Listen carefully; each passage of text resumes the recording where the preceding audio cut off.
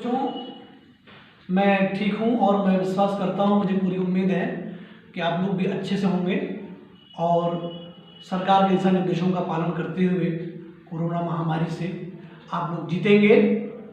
बच्चों, इस लॉकडाउन में आप लोग सरकार द्वारा दिए गए निर्देशों का पूरा पालन करें, अपने परिवार को बताएं, घर से कम बाहर निकलें और साथ ही साथ आपकी पढ़ाई भी चलती रहे।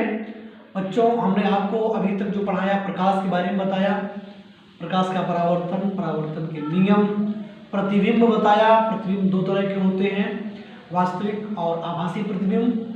मैंने बताया वास्तविक प्रतिबिंब पर्दे पर लिया जा सकता है, आभासी को नहीं लिया जा सकता। साथ ही साथ हमने आपको गोलीय दर्पण से परिचय कराया। गोलीय दर्पण दो प्रकार का होता है, मैंने बताया आपको, अवतल दर्पण और उत्तल दर्पण। अब गोलीय दर्पण के संबंध में कुछ बातें हैं, कुछ परिभाषाएं हैं, हम उसके बारे में आपको बताएंगे। तो बच्चों आइए, आपको लिखना होगा गोलीय दर्पण संबंधी परिभाषाएं।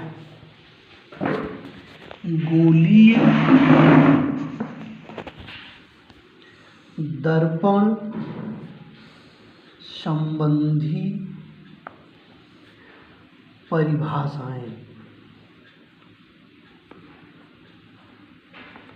गोलीय दर्पण संबंधी परिभाषाओं में बच्चों जो पहली चीज है वो है वक्रता केंद्र। वक्रता केंद्र।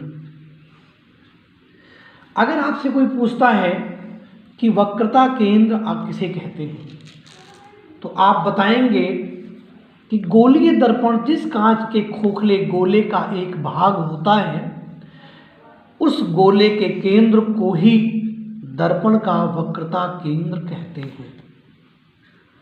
तो गोलीय दर्पण जिस कांच के खोखले गोले का एक भाग होता है, उसके केंद्र को ही दर्पण का वक्रता केंद्र कहते हैं। इस तरह आपने देखा, गोलीय दर्पण जिस कांच के खोखले गोले का एक भाग होता है, उसके केंद्र को ही दर्पण का वक्रता केंद्र कहते हैं। जैसे मान लीजिए आपका एक खोखला गोला है, इसका एक केंद्र है और इतने भाग को आपने काट करके एक गोलीय दर्पण बना दिया। तो ये जो केंद्र है, इस केंद्र को ही हम वक्रता केंद्र कहते हैं। इसे माने वक्रता केंद्र को कैपिटल C द्वारा प्रदर्शित करते हैं। तो इस तरह से ये पहला हो गया वक्रता केंद्र। नंबर 2, वक्रता त्रिज्या। वक्रता त्रिज्या।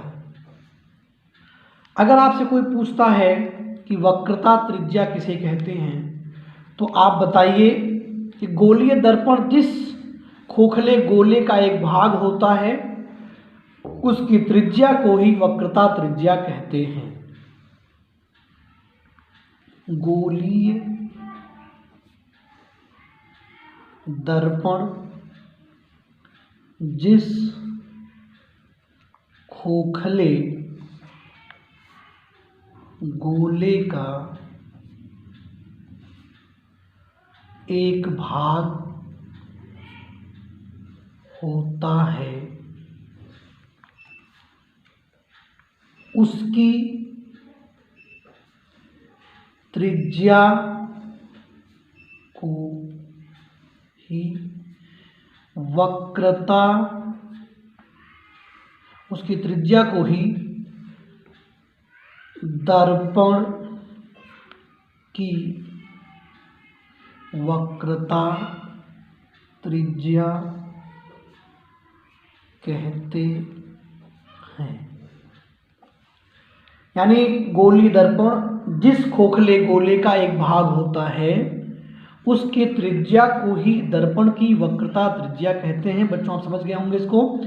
ये एक खोखला गोला है जिसका ये दर्पण एक भाग है, इसकी ये त्रिज्या जो है, इसी त्रिज्या को हम कहते हैं वक्रता त्रिज्या। इसे या वक्रता त्रिज्या को